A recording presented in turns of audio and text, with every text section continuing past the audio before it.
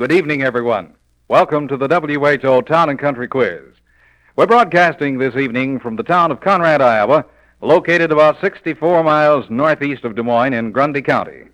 Our microphones are set up on the stage of the high school auditorium, and 8 local residents are on stage with us to help decide who are the wiser in our weekly transcribed test of wits, town or country people. There's a mighty fine audience here to see the show, sponsored tonight by the Win-A-Couple class of the Methodist Church. Let's give a welcome to the man with the silver dollars and the treasure chest riddle, your quizmaster, Clay Rusk.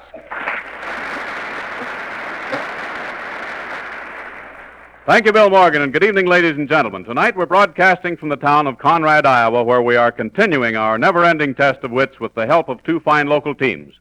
On the town team are Miss Ruth Krause, Mrs. J.D. Gould, Mr. W.G. Lounsbury, and Mr. Harold Whitney.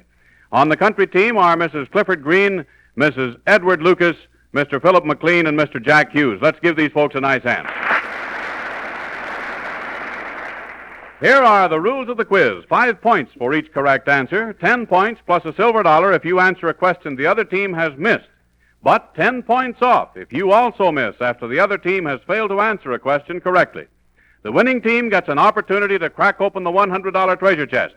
Now on with the quiz. Our first contestant is Miss Ruth Krause for the town team. Miss Krause, how are you feeling this evening? Oh, just fine, thank you. How long have you been in Conrad? Since I was born. You was born and raised. Born and raised. I wasn't exactly honest about that. I was born on a farm near Conrad. I see, but you have been in the community all your life. That's right. Well, that is fine. What are you doing now? I'm living at home with my father. You're doing any other work, or have you? Well, I'm interested in club work right now. Outside of that, there's nothing in particular. Have you done other work in the past? Yes, I was a teacher for 15 years. Where did you teach? I taught at Sheldall, Iowa, at Lineville, Iowa, at Spencer, Iowa, and Dubuque, Iowa. Which would you rather teach, boys or girls? Boys. Rather teach boys. Well, now that's interesting. Tell us why. Well, I always found that after giving a boy a right good going over, the next morning he came back for more. Girls sometimes took 3 or 4 days to get over it. I see. Sort of rolled off the boys, and they went on as if nothing had happened, eh? That's right. All right. That's fine. Here's your question. Miss Emma Lane of Otranto, Iowa, sent this question in. At what famous geographical location is the Pacific Ocean east of the Atlantic Ocean? There's one place where the Pacific Ocean is east of the Atlantic Ocean. Can you think of that spot? No, I haven't the slightest idea. All right. Do we have anyone on the country team that does? Any place where the Pacific Ocean is east of the Atlantic Ocean? There is a place, and there's Bill Morgan trying to give away one of my silver dollars, I see. It's worth 10 points to your team and a silver dollar if you can name the spot. Where the Pacific is east of the Atlantic. All right, step right up, Mr. Hughes. I'll try it at the Panama Canal. That is correct for 10 points and a silver dollar.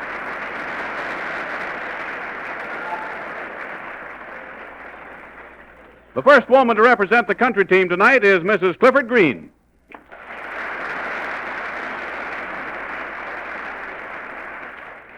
Where is your farm, Mrs. Green? We live 4 miles north and 1/2 mile west of Conrad. How many children do you have? 2.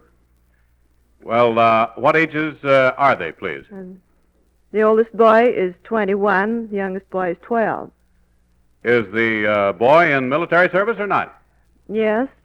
Our oldest son is a military police. He is now stationed at Inch, Korea. He's over there where all of the activity is taking place, right? Yes. Does your husband do other work besides farming or not? Well, we have an alfalfa dehydrating plant, which occupies all our summer months. Tell me, how is alfalfa dehydrated?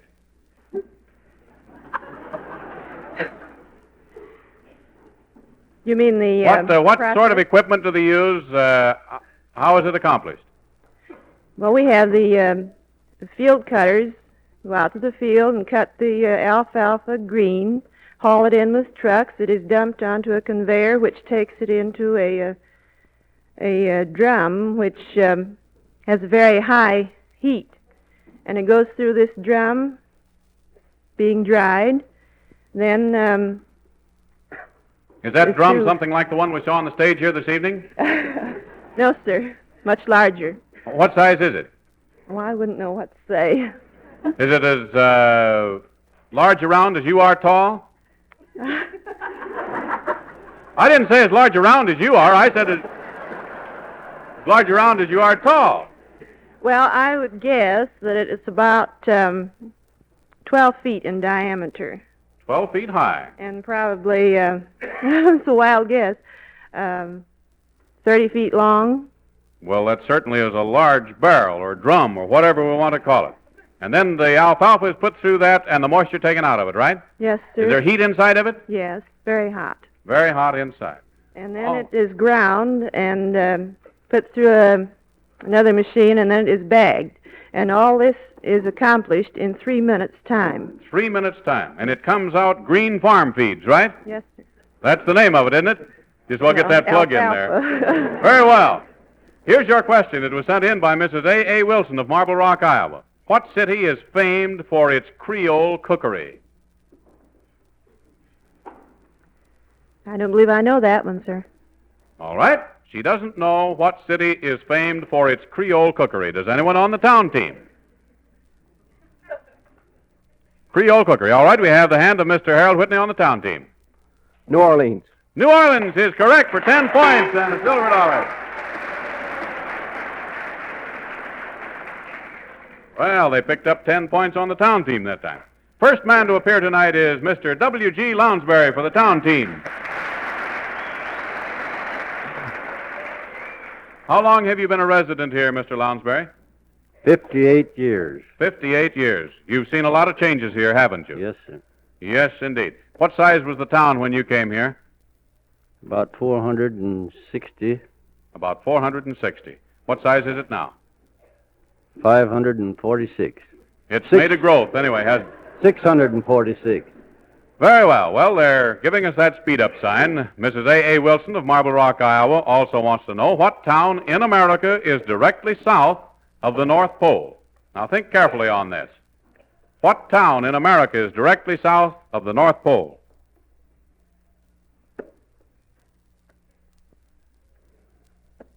It's a little tricky question, I'll say that.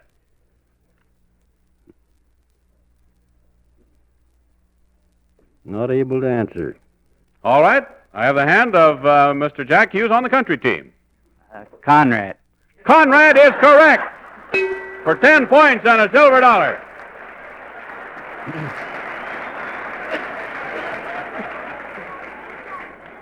Conrad is correct. So is the name of any other town.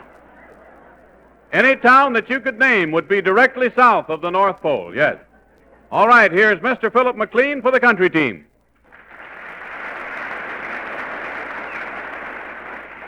Tell me, where is your farm, Mr. McLean? Oh, about 6.5 miles northwest of town. How many acres are you farming out there? 240 acres. That's enough to keep you busy most of the time, isn't it? It seems as though I've heard that over the air before. Yes, indeed. Even if I said that it was enough to keep you busy just forenoons. Well, perhaps, and once in a while in the afternoon. How often do you get to town during the week? Let's not ask that. All right. Let's ask you your question, sent in by Miss Emma Lane of Otranto, Iowa, since we're short on time. On which side of a tree is moss usually found? On which side of a tree is moss usually found? A guess won't cost you anything, I'll tell you that. You wouldn't be talking about a mossback, would you? Well, I wouldn't be inferring anything like that, of course. No, I actually mean which side of the tree. All right, I would say the north side. You'd say then. correctly for 5 points for the country team. Over to the town team and Mrs. J.D. Gould.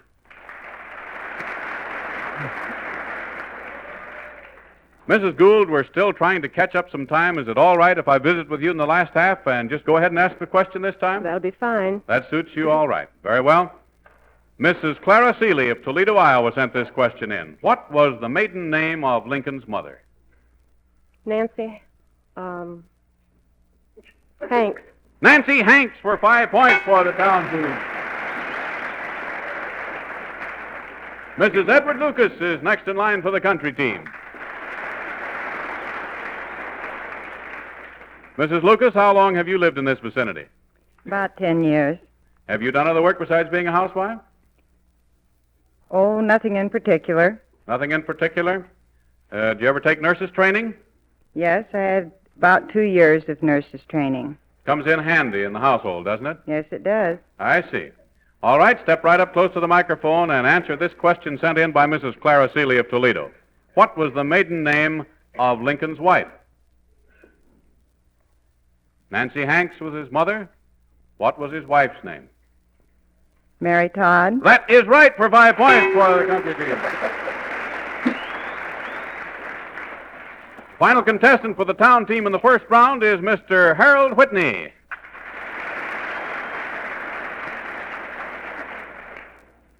Mr. Whitney, how long have you lived here? Going on 3 years. And where did you live formerly? Eldora. I graduated from the town, not just west.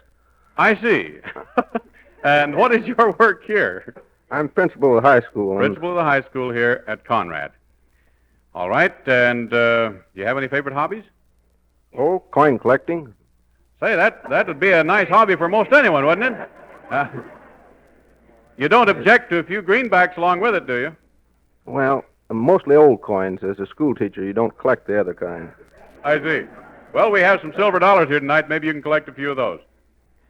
Mr. Frank Miles of Des Moines, Iowa, sent this question to me. Who was Iowa's last Democratic governor? Has it been so long you can't remember who the last Democratic governor was? At least we did have one time.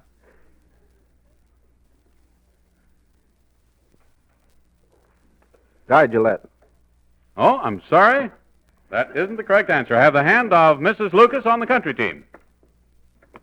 Nels Crashell. Nels Crashell for 10 points for the country team. Yes, indeed. The eighth and final contestant in the first half of the WHO Town and Country Quiz in Conrad, Iowa tonight is Mr. Jack Hughes for the country team.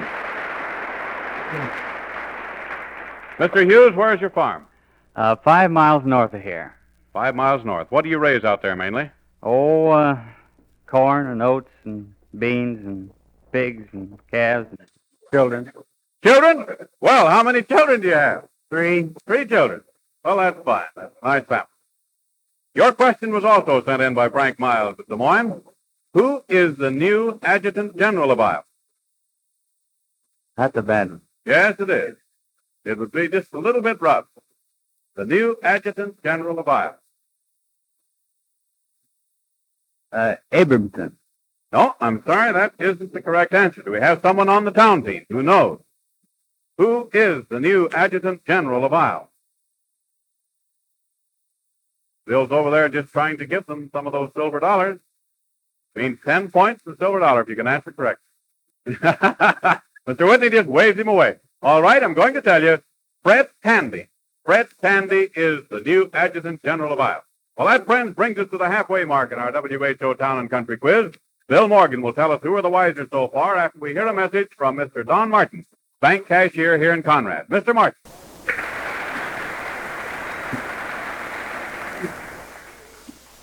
Located in the southern part of Grundy County, was founded in June 1880.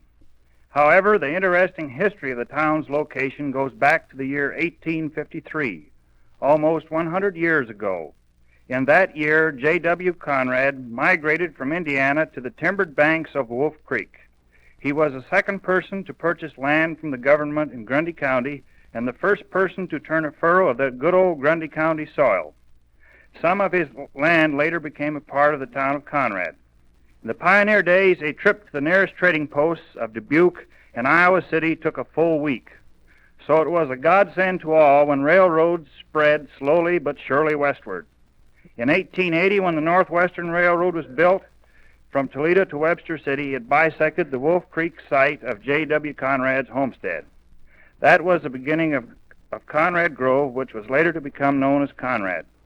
A thing of interest tonight concerns one of the contestants, Mr. Lonsbury. Having lived in Conrad since 1892, he is the second oldest resident in resident years. I might add that he is quite young in spirit and activity.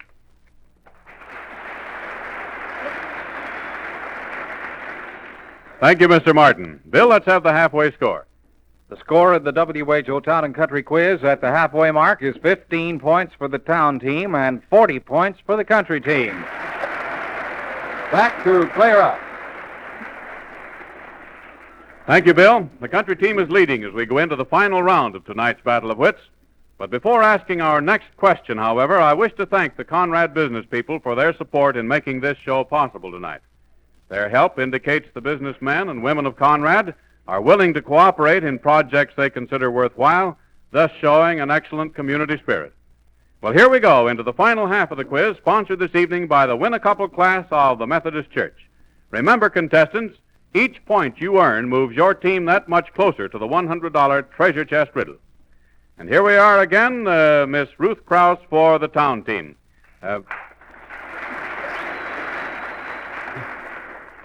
Miss Krause, I'd like to hear your description of a man you'd consider the ideal husband.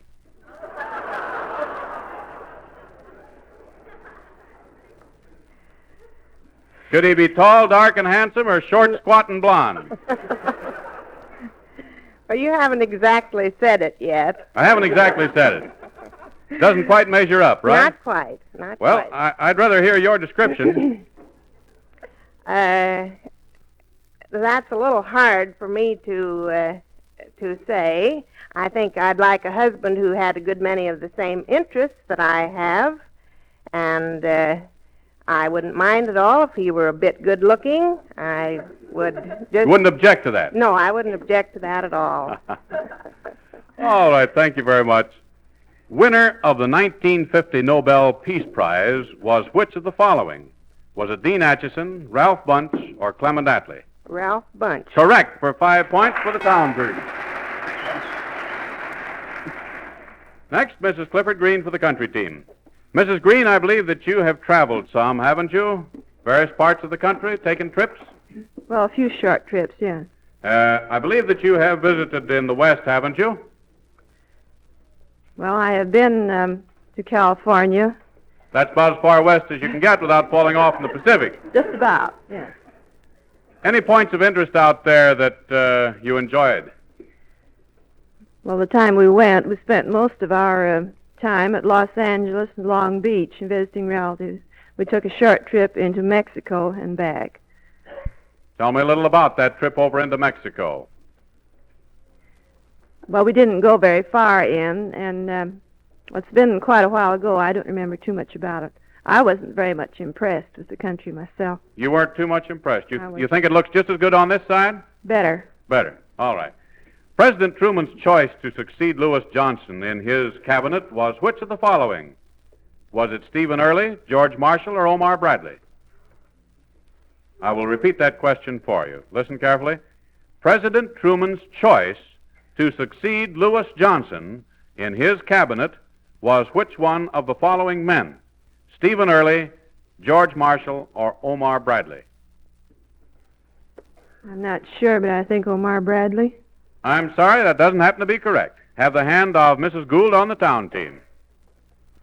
Was it George Marshall? George Marshall is right for 10 points and a silver dollar for the town team.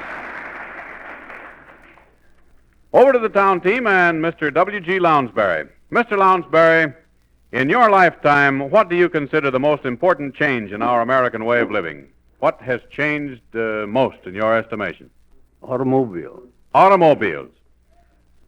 I expect you have owned several different makes of automobiles and so on, haven't you? I have. What was the first one? Case.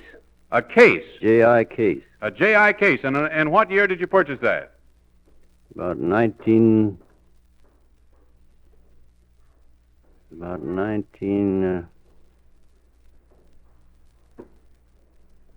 14 or 15. I don't About remember. 19, 14, or 15. How many cylinders did it have? 4. 4 cylinders. How fast did it go? 30 miles. 30 miles an hour. That was whizzing in those days, wasn't it? That was. Yes, indeed. All right. Here's your question. Which former heavyweight boxing champion was known as the Fighting Marine? Which former heavyweight boxing champion was known as the Fighting Marine? I can't think of anybody but John Lewis. John Lewis. Well, he might have been a fighting Marine. He's fought a lot of other people on a lot of different subjects, but that didn't happen to be right. Do we have someone on the country team? Which former heavyweight boxing champion was known as the Fighting Marine? He did a lot of fighting while in the service.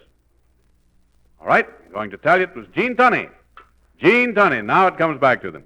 Mr. Philip McLean goes to bat for the country team. Mr. McLean, I believe you raise white-faced cattle, don't you? Oh, I have a few. What's the name of that breed? Pole Herefords. Pole Herefords. Well, you know, I've heard that pronounced Hereford a few times. That's the Missouri pronunciation. The Missouri pronunciation. That's where I picked it up. Well, now, how do you pronounce the name of that milk strain that's black and white spotted? Well, I don't happen to raise any of those, so I don't have to pronounce it. You don't have to pronounce that. Well, in case Some of them say Holstein, and some of them say Holstein. Well, do you like a Holstein full, or just or is Holstein good enough? Well, now you're asking another question. That's right. Well, we've heard that used both ways. I'd like to know which way that you've heard it used most. I heard some fellows down at WHO arguing the other day about whether it was Holstein or Holstein. I think correctly Holstein. You think correctly Holstein. All right, thank you. Who is the present heavyweight boxing champion? American version, that is.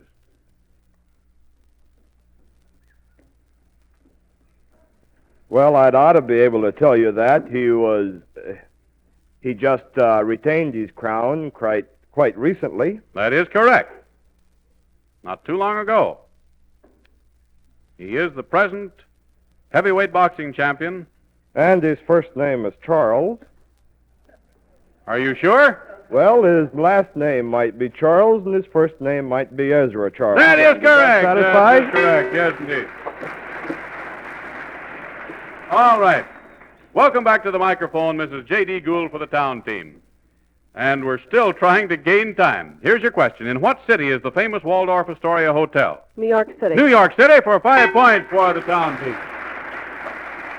And here again is Mrs. Edward Lucas for the country team. In what city is the famous Edgewater Beach Hotel located, Mrs. Lucas? Edgewater Beach? The Edgewater Beach Hotel.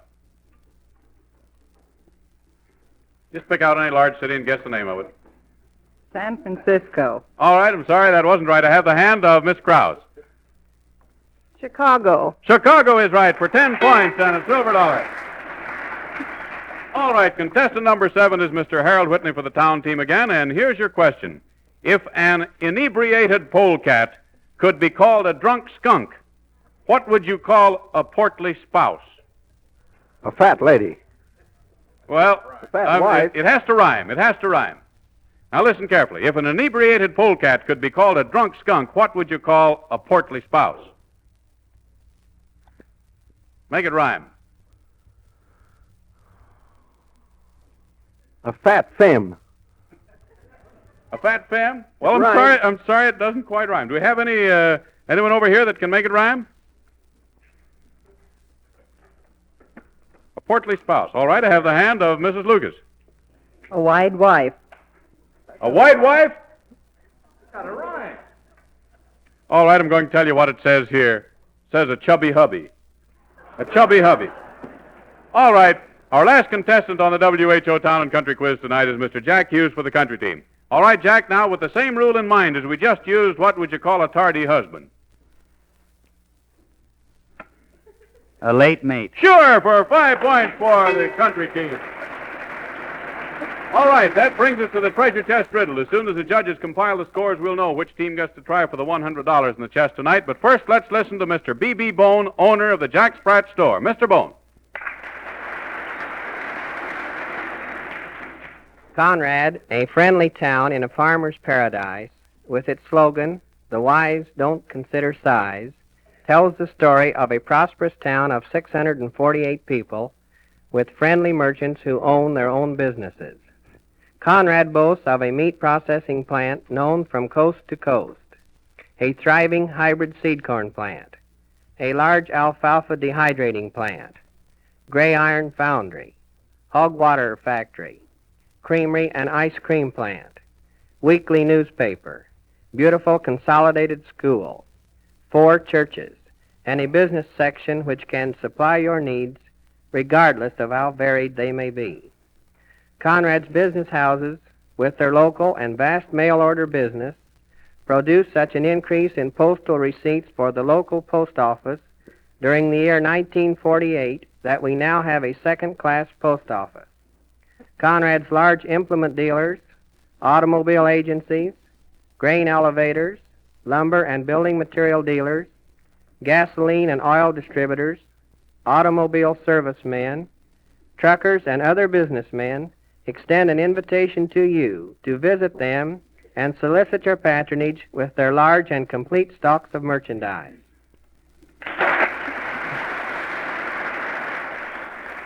Thank you, Mr. Bone. It sounds like a fine place to live. Bill, give us the final score. The final score in the WHO Town and Country Quiz is 45 points for the town team and 50 points for the country team. Back to Clay Rusk. Thank you, Bill Morgan. That means the country team was the wiser tonight by the narrowest of margins, just 5 points, entitling its members to an opportunity to try for our big treasure chest riddle worth $100. If it is not solved tonight, the riddle and money will be carried over to next week. Each correct answer draws out 1/4 of the money in the treasure chest. Now, here is the riddle about a famous American. In a group, 4th I be. 1 am I, but the total is 3. Double strength will come to you. Remember, a twin is one of 2. And while the country team puts some additional thought to the solution of that riddle, I want to remind you that next Friday night we'll be broadcasting the quiz from Grand Junction, Iowa. All questions used on tonight's quiz were checked by the Information Department of the Des Moines Public Library. All right, Mr. Hughes, will you tell us who you think the man in the riddle is, please? Colonel Robert R. McCormick. And Mrs. Lucas, please. John Charles Thomas. And Mr. Philip McLean, please. Harry Lillis Crosby. And Mrs. Clifford Green. Colonel Robert McCormick. Ladies and gentlemen, after 24 weeks of this being on the air, this treasure chest riddle has been solved tonight by Mrs. Edward Lucas. John Charles Thomas is correct.